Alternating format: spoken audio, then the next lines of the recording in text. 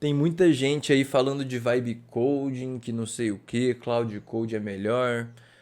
Já viu alguém fazendo na prática? Já viu alguém colocando a mão na massa, mostrando como que você faz, enfim, praticamente do zero?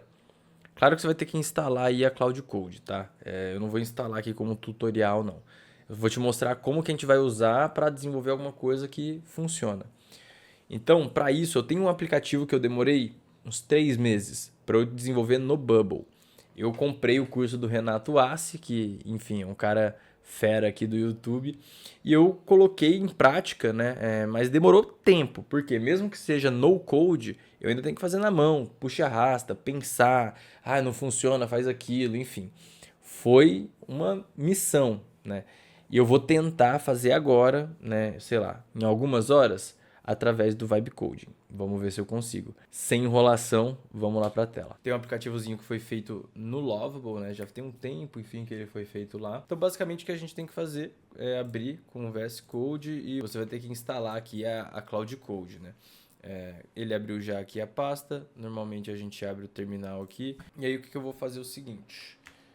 Vou dar um init nela. Enquanto isso, primeiro passo, eu quero que você me ajude a subir para eu consiga ver no localhost a plataforma como que ela tá. Então, faz todos os comandos e sobe e me manda só o endereço que eu vou ter que acessar aqui para eu poder ver ela já funcionando com tudo que a gente já tem programado. Primeiro, ela, como ela está rodando o init, né, ela vai terminar todo o init e depois ela vai rodar esse meu prompt. Hidrate-se.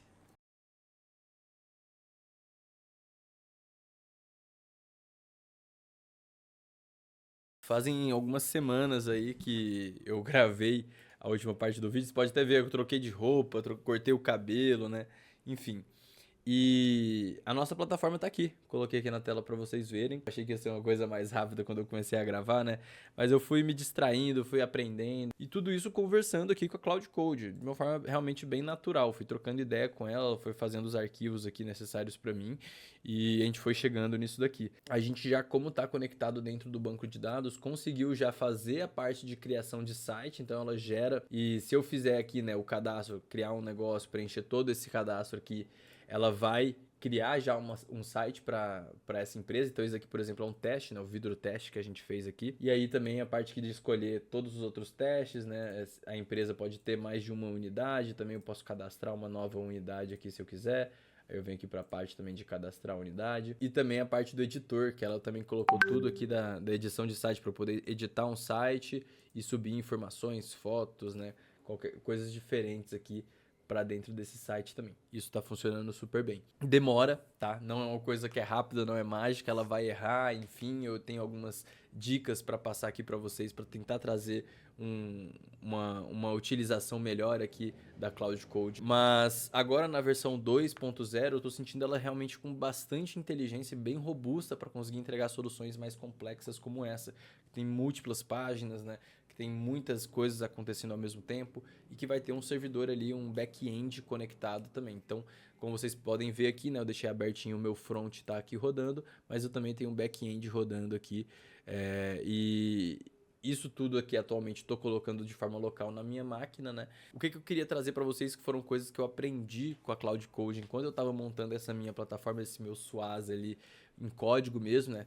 Para quem não sabe, eu já tinha uma versão desse SWAS no Bubble, tá? Então eu já tinha feito com no code, seguindo os cursos do Renato Assi, só que agora a gente está fazendo totalmente no código mesmo. Para eu poder usar até essas ferramentas de codagem, né, de programação com inteligência artificial, o Bubble não permite, então até eu implementar uma coisa nova no Bubble, etc, enfim, é um pouco mais complicado.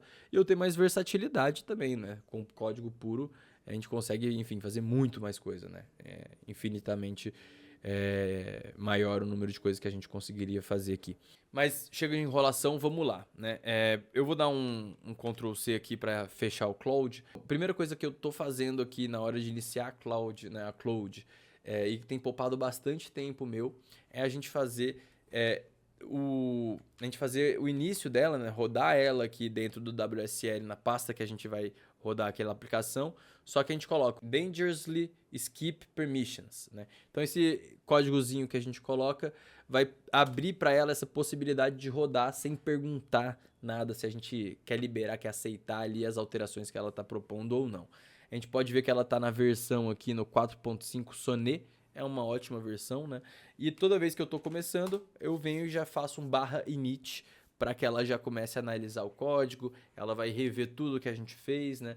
E ela estava me auxiliando agora a fazer essa parte de chamados. É a última parte que falta aqui no fluxo de empresas, né? Então, se eu venho aqui em empresas, aqui embaixo tem, né, os chamados, o histórico de alterações também. Mas nos chamados recentes, o que eu quero fazer é, a partir do tipo de chamado que fosse feito aqui, ele vai criar automaticamente um cartão no Notion, né? Que a minha equipe utiliza Notion hoje para organizar, enfim. Então, aqui está dando erro ao carregar chamados, porque ele não está tendo uma conexão com o Notion ainda. Então, lá dentro do Notion, eu criei aqui um banco de dados, que eu vou colocar as demandas. Eu vou ter aqui vários status, né? A demanda pode estar em vários status diferentes que a nossa equipe vai gerenciando. E eu quero que a nossa plataforma esteja conectada com essa página aqui do Notion, tá? Para isso, claro, eu fiz uma conexão aqui, uma connection dentro do Notion, né? A plataforma Fly testando essa daqui. E a gente vai fazer com que essa connection seja utilizada pela própria Cloud aqui, né? Na hora de implementar essas coisas. Então, eu vou passar isso para ela e falar: Cloud, eu estava trabalhando com você em uma funcionalidade anteriormente e na última sessão a gente parou fazendo essa funcionalidade rodar. Eu quero que você analise, principalmente na página empresa do nosso aplicativo, /empresa, a funcionalidade de abrir chamados. A gente até tinha feito alguns documentos aqui falando sobre isso, e eu quero que você me ajude aqui a analisar em que etapa a gente estava dessa conexão, porque ela ainda não está funcionando, e veja todos os documentos que a gente tem para ver se realmente tem alguma coisa ali faltando, bugado, alguma coisa do tipo, beleza? Perfeito. Desse jeito aqui, ela vai conseguir já me ajudar a entender melhor sobre isso. Só que antes de eu dar play aqui no Bypass Permission, eu vou fazer o Plan Mode. Planeje analisando tudo isso que eu falei para a gente conseguir evoluir os resultados. Lembrando que todas as chaves necessárias, tudo que você precisa sobre o Notion para conectar com o Notion, está dentro do nosso .env, algum dos .env aí que você tem acesso também. Então eu vou ver o que ela faz aqui desse último planejamento antes de a gente finalizar o vídeo, né? Só para vocês entenderem um pouquinho mais na prática como que a gente está rodando. Então sempre antes de eu fazer o Bypass Permission, eu tento fazer um planejamento muito bom, né? Deixar um planejamento conciso. E mexendo de funcionalidade em funcionalidade. Agora que a plataforma já está criada, já está conectada, eu tenho back-end, eu tenho front-end, tudo bem estruturado. Não adianta eu ficar fazendo muita coiseira, né? Ela vai até crashar se eu ficar pedindo muita coisa. Então, estou pedindo para ela sempre fazer uma alteração mais concisa. Se eu for mexendo em uma funcionalidade devagarzinho, normalmente ela vai funcionando bem melhor e vai conseguindo trazer um resultado melhor também. Bem provável que ela vai dar erro aqui. Se ela der erro, eu sempre vou ter dois locais para eu poder passar esse log para ela poder ver, analisar esse erro e investigar e poder corrigir. Então, toda vez que eu tentei fazer essa funcionalidade funcionar e não funcionou do jeito que eu queria, eu venho aqui dentro da nossa página aqui, né? E eu vou mandar o console log, né? Então, esse console aqui. Então, por exemplo, esse erro que está dando aqui, ó, erro ao carregar chamados, tá aqui, ó, fetch API, né? Então, eu vou até passar aqui para ela já, para replicar isso para vocês. Mesmo que ela já esteja pensando aqui, ó, para você entender melhor o que está rolando com o Notion, o console no log está assim, e eu passo esse console log. Claro que eu estou passando aqui mais do que eu precisava até, né? Enfim. E eu passo também o log do back-end, né? Então aqui no back-end também tem aqui um erro que é o Prisma Error, né, do back-end, e no back-end o erro está assim. E eu passo também para ela esses erros, tá? Eu vou esperar ela terminar de pensar e eu vou pedir para ela isso daqui. Veja se isso muda alguma coisa, seu planejamento. Se isso mudar alguma coisa o planejamento dela, ela vai fazer também um outro pensamento, que ela vai dar uma pensadinha para entender se faz sentido ou não também. E aí ela vai conseguir entender realmente se o plano que ela está seguindo está de acordo com até os erros que a gente está registrando aqui, né? Então, vamos ver se é isso mesmo. Legal, ela já me trouxe aqui o plano, né? Vamos ler o plano que ela trouxe. Um resumo executivo, avalie todo o código que está implementado, modelo, enums, tal. Front-end também, documentação, possíveis problemas que pode estar faltando. Migrations do banco de dados, Prisma, né, que seria o nosso banco de dados do Supabase, e ele vai analisar esses erros, tá? Além disso, né, como eu vi que você está verificando que os erros podem estar de acordo com o Prisma Client também no nosso banco de dados, eu vou sugerir que você faça utilização, né, dos nossos API calls, olhe o arquivo .env para ver também os dados de conexão com o nosso Supabase que está na cloud também, então você pode usar para ver todas as tabelas que a gente tem, fazer chamadas ali para entender a estrutura desses nossos bancos de dados, e a gente tem alguns documentos aqui dentro também. Então continue e use o UltraThink, porque são muitas análises que eu estou pedindo para você fazer aqui de acordo com o seu plano. Eu sempre peço para ela fazer esse double step aqui, né? Eu vou deixar ela pensando um pouquinho mais e a gente já volta mais uma vez, ok? Agora que eu vi que tinha uma casca de banana ali atrás. E aí, beleza, fui conversando com ela aqui, ela deu alguns errinhos aqui, às vezes dava certo, às vezes dava errado, mas assim, o que importa é que eu fui conseguindo passar aqui até ela chegar no momento em que ela ia conectar realmente com o Notion. Eu fiz um teste, ela não conectou com o Notion, não criou o card, né? Aí eu fiz um outro teste e funcionou. Eu vou fazer um terceiro aqui para vocês verem que está funcionando mesmo. Mas basicamente se eu coloco eu quero uma demanda de design, né? Eu vou querer um criativo para, sei lá, né? Dia dos Pais. Depois eu vou melhorar aqui o relatório e esse formulário, na verdade, né, que eles vão preencher aqui, porque a prioridade, inclusive, não é para o usuário colocar, né? A gente que vai colocar depois, enfim. Mas depois eu ajusto essas coisas também. E aí, quando eu clico em enviar chamado, ele vai rodar aqui, tanto no console quanto no back-end. E agora sim, né? Tá funcionando perfeitamente. Porra, aí é foda. Erro ao criar card no Notion. Vamos ver se ele descobre qual que foi o problema. Mas realmente, dando F5 aqui, ele não criou o card no Notion. Vou tentar corrigir, vamos ver se a Cloud consegue corrigir pra gente. Vamos esperar ela gerar aí.